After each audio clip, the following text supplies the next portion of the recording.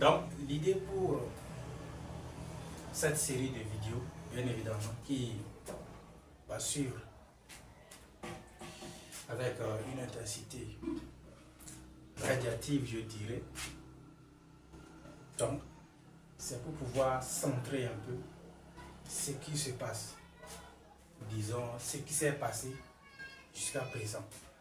Parce que nous avons eu à dire beaucoup de choses, à faire beaucoup de choses, à réaliser, à annoncer, et sans toutefois atteindre l'objectif, sinon le but visé pour toutes ces différentes choses-là. Donc ici, le plus important, je pense, c'est en rapport avec le titre. Oui. À ces derniers temps, ces dernières années, j'ai beaucoup réfléchi. Et également, en tenant compte surtout conseils, donc de mon équipe surtout. Et ce sont des gens que je tiens à saluer sincèrement. Parce que c'est très important de s'entourer avec des gens qu'on aime, avec des gens qui nous comprennent et qu'on comprend aussi par la même occasion. Autrement dit, c'est très important de s'entourer ou bien d'être dans un environnement qui nous convient en quelque sorte, et cela va dépendre de tout un chacun de nous, de nos croyances, de nos souhaits, de nos besoins, ou bien de la façon dont on aperçoit la vie en un mot. Donc aujourd'hui, pour cette vidéo, nous allons essayer de centrer un peu les idées afin de faciliter la compréhension. Donc on va dire cela est né d'un conseil donc de mon équipe, et à réfléchir à la longue, je pense que l'équipe a raison, parfaitement raison. Au début, l'idée était de garder tout ceci en secret, de travailler, d'évoluer. Puis après, lorsque nous allons atteindre un niveau donné là, on pourra peut-être exploser ou commencer par exposer les idées ou bien les objectifs atteints. Donc rapidement aujourd'hui, l'idée de base, c'était d'abord de concevoir ceci, Adam. Et je pense que nous avons eu à annoncer l'idée. Ça doit faire, je ne sais pas, 7-8 ans peut-être en arrière. Donc l'idée tournait autour d'Ada. Et Ada, c'est quoi? C'est un personnage. Pardon. Donc quand on prend l'idée, loin de moi de créer un individu, c'est impossible d'ailleurs, quelle que soit la science, il est impossible de concevoir un être humain tel que nous sommes. Donc lorsque nous prenons l'être humain en général, donc l'être humain a, je dirais, deux facultés globales. Et la première, c'est ce qu'on voit, bien évidemment, c'est-à-dire le corps physique que l'on observe, que ce soit la tête, les mains, les pieds, donc ainsi de suite. Donc, c'est ce que l'on voit, le physique ou le matériel, si on peut qualifier ça d'ainsi. Ensuite, la deuxième faculté globale, c'est ce qu'on ne voit pas, c'est-à-dire son âme. Donc, on a son âme et son corps. Donc, c'est ce qui façonne l'être humain. Et qu'est-ce qui fait défaut ou qu'est-ce qui pose problème à la science aujourd'hui? C'est surtout cette partie-là. La science arrive déjà à concevoir le corps. On voit cela avec les robots, les poupées, les jouets, ainsi de suite. Mais cette partie reste un mystère. Et ce qui explique aujourd'hui le fait que les scientifiques continuent toujours d'étudier l'homme, ses facultés, l'univers, ainsi de suite, parce qu'il est le centre de l'univers. Donc, et quand on prend cette idée, donc, on peut la comparer bien évidemment à l'être humain. qui a au sein de lui plusieurs organes qui se mettent en symbiose, c'est-à-dire il faut que ces organes-là se connectent pour pouvoir bien fonctionner. Donc, on a le cerveau qui est là, nous avons les membres. Donc, lorsque nos yeux, par exemple, perçoivent une information, cela peut être un danger ou pas, donc l'information est automatiquement envoyée au cerveau. Et s'il a lieu de faire une action, de courir ou de marcher, donc les membres se mettent en action. Je pense que la biologie explique cela. Donc on revient ici. Donc pour ce faire, on a pensé à subdiviser cette idée-là. Et c'est là qu'est venue deux grandes ou deux sous-parties. Donc la première s'occupait généralement de parler de l'univers, tout ce qu'il y a autour de l'univers, et tout ce qu'on observe en général. Et cela surtout a un rapport avec l'humain, surtout. Il ne faut pas l'oublier parce que nous sommes au centre de tout. Et ensuite, la deuxième partie, notamment la technologie. Comment peut-on concevoir toujours quelque chose semblable à l'humain qui puisse exécuter des tâches à travers notamment différents domaines d'activité. Donc ici, cette deuxième partie est centrée notamment sur la technologie et l'informatique en général. Et lorsque vous prenez toujours cette partie, elle peut être aussi subdivisée en plusieurs sous-parties. Et c'est valable pour la première partie qui doit parler de l'univers. Donc, suite à cela, je dirais plusieurs idées à explorer. Or, tout ceci, il faut du temps. Or, on n'en a pas. Et c'est ce qui explique, d'ailleurs, lorsque vous allez sur notre page Facebook, donc nous avons, notre compte Facebook, nous avons deux pages. Donc, dont la première page est rattachée à cette catégorie et la seconde page à cette catégorie. Pour pouvoir recentrer cela. Et lorsque vous allez sur notre compte YouTube, là-bas, qu'est-ce que nous avons essayé de faire pour pouvoir faciliter la compréhension? On a créé des playlists. C'est-à-dire, on a créé des listes ou des catégories de vidéos avec des titres précis pour pouvoir faciliter la compréhension. Donc, lorsque vous allez directement comme ça sur la chaîne YouTube, vous n'allez pas suivre. Parce qu'on essaye de construire une maison, de telle sorte que, au final, c'est une maison à plusieurs maisons.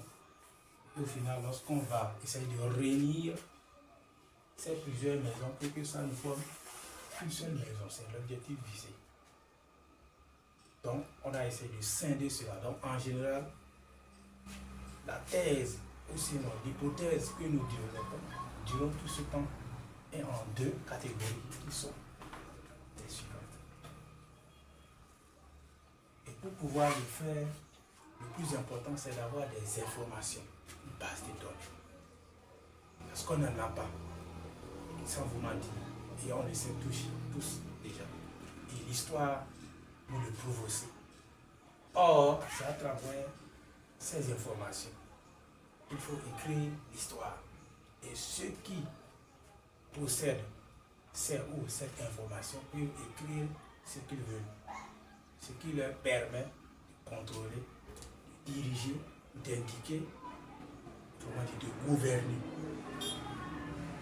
Et quand on vous gouverne, ou quand vous êtes dépendant de quelqu'un ou de quelque chose, d'une manière ou d'une autre, vous êtes obligé de vous soumettre aux restrictions que ces individus ou que ces institutions vont vous proposer ou vous imposer, et c'est normal. Et rapidement, je vais donner une petite anecdote. Donc, toujours Cela s'est passé il y a dessus là, je ne me rappelle même plus du nombre d'années. Mais j'étais là, puis un frère, c'est un enfant. Donc, il est en cours primaire, je pense. C'est un apprenant. Donc, leur maître les a donné un exercice qui consistait à aller chercher à la maison l'histoire de leur village. C'est-à-dire quels sont les rois qui se sont succédés, comment est-ce que l'histoire ou le village a été fondé. Puis j'étais là, je ne connaissais pas. Et je n'avais pas qui demander, je ne pouvais pas chercher non plus sur internet, c'était impossible parce que derrière, pour trouver l'histoire du pays tout entier. On va aller comme ça. Parce que nous le savons tous, aujourd'hui, avec la plupart de nos pays, il est surtout difficile d'avoir non seulement les informations concernant notre histoire, notre identité, notre culture, mais aussi d'avoir vraiment ce qu'est la réalité. Parce que déjà à travers l'école, avec l'histoire, la géographie, ce qu'on nous sert comme leçon, ou comme livre,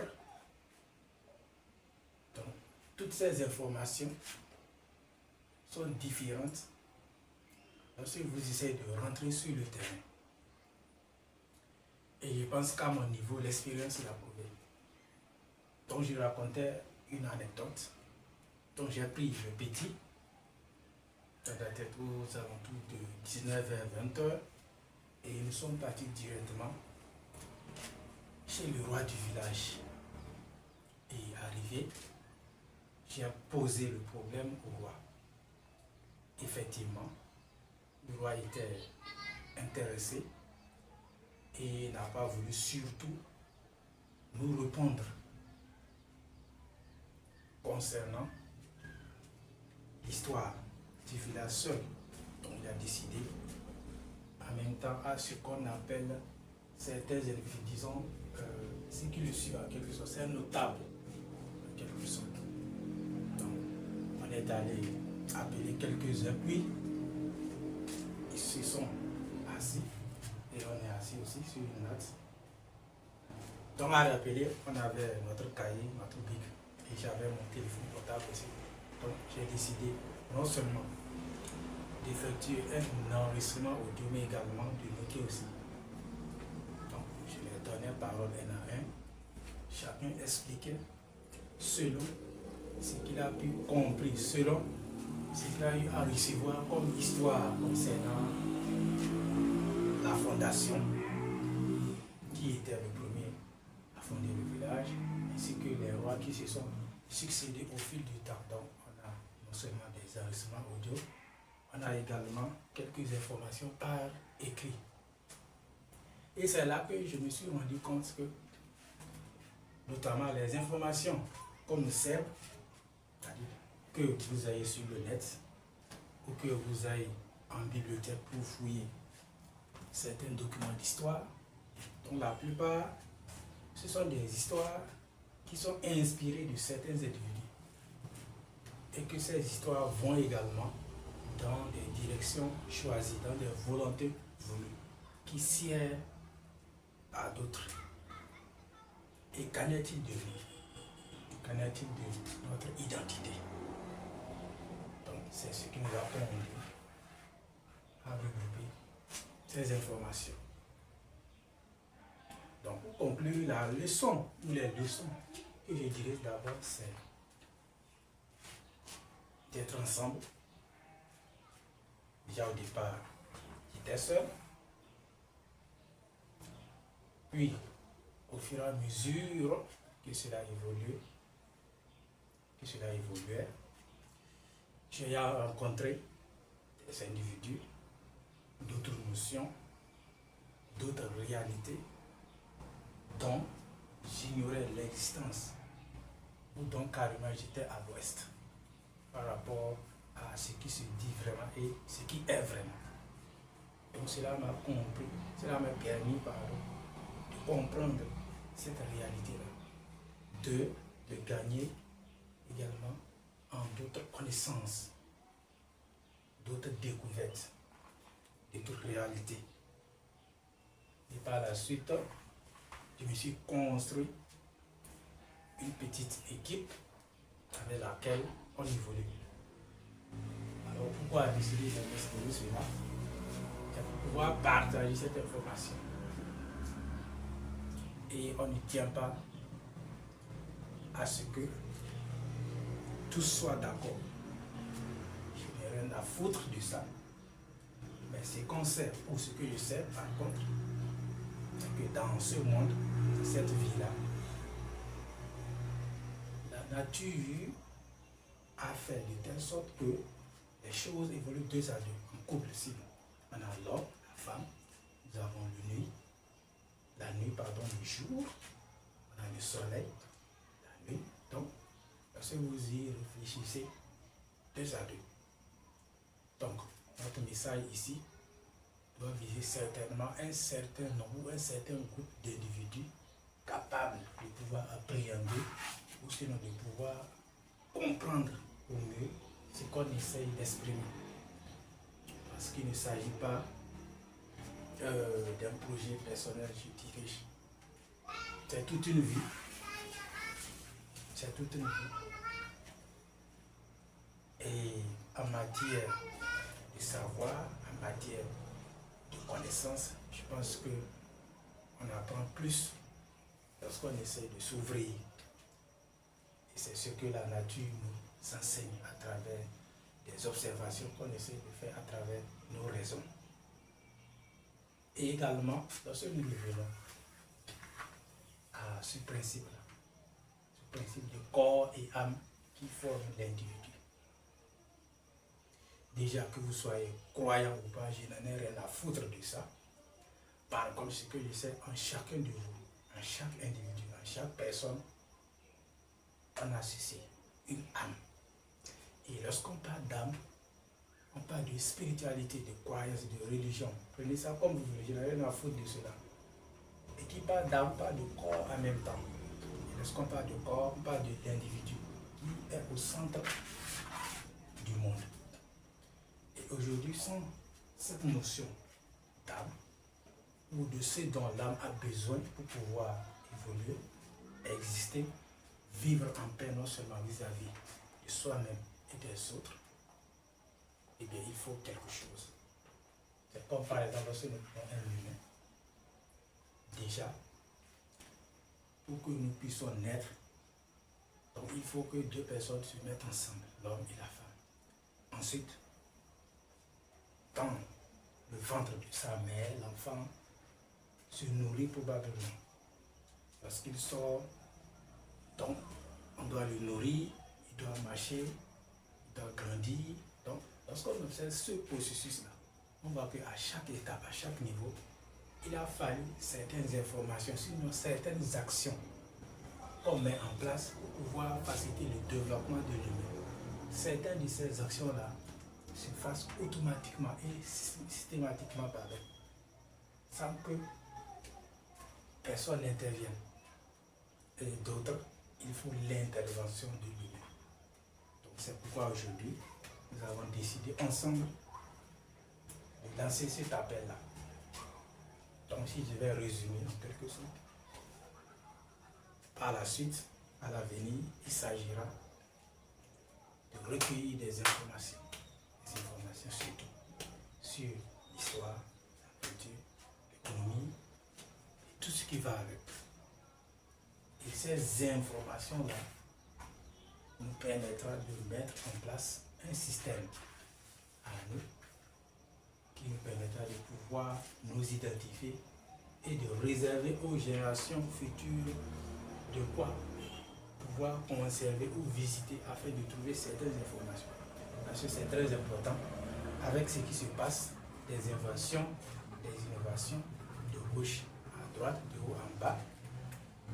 Donc avec le temps, certains essaieront de transformer le mensonge en vérité et la vérité en mensonge. Et certains parlent de sophistes en philosophie, ainsi de suite. Eh bien, je pense que c'est une réalité. Qu'est-ce qui reflète cela? C'est l'âme. Et comment pouvoir comprendre ce fait? Eh bien, il faut la croyance, il faut passer par une spiritualité. Et en se basant sur certaines de ces croyances, on se rend compte que plusieurs théories, plusieurs hypothèses, plusieurs informations, plusieurs réalités ont été annoncées par certains grands hommes de ce monde. Et qu'on était en 1400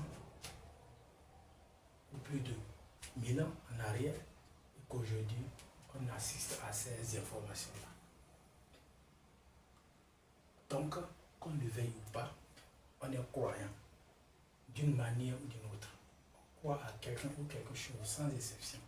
Et déjà, le fait de choisir de ne pas croire, c'est déjà un choix. Il n'y a même pas un débat là-dessus. Et justement, à ce propos, on est en train d'éditer un document, c'est sur le Coran notamment. C'est le premier. Après, on essaiera de le faire également sur d'autres livres religieux. Et dans ce document, donc, vous irez un peu, en quelque sorte, les résumer. Donc, on se base sur certains essais de traduction qui ont été déjà effectués par Ibn Kathir et ainsi de suite.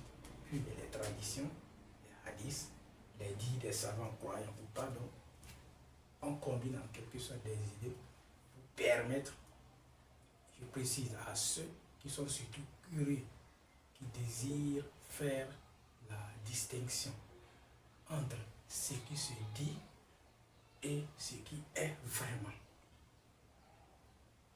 Parce qu'aujourd'hui, il suffit d'observer et de comprendre que notre société souffre d'un mot très grave. Et ce mot, c'est l'information. Et lorsque vous détenez cette information, vous avez la capacité, la possibilité d'influencer qui que vous voulez, et à n'importe quelle échelle. Et c'est ce qu'on observe d'ailleurs de nos jours. Il suffit d'observer, de donner aux autres c'est à quoi ils s'attendent. Puis, personne ne pose de questions. Et s'il en est ainsi, alors, où est la différence entre l'humain et l'animal? Et c'est là que on revient à ce facteur-là, l'âme. Donc cette différence, ce serait bien évidemment l'information. Que nous détenons l'information, que nous avons l'information, que nous utilisons également. Parce qu'on ne peut pas avoir l'information sans l'utiliser. C'est impossible.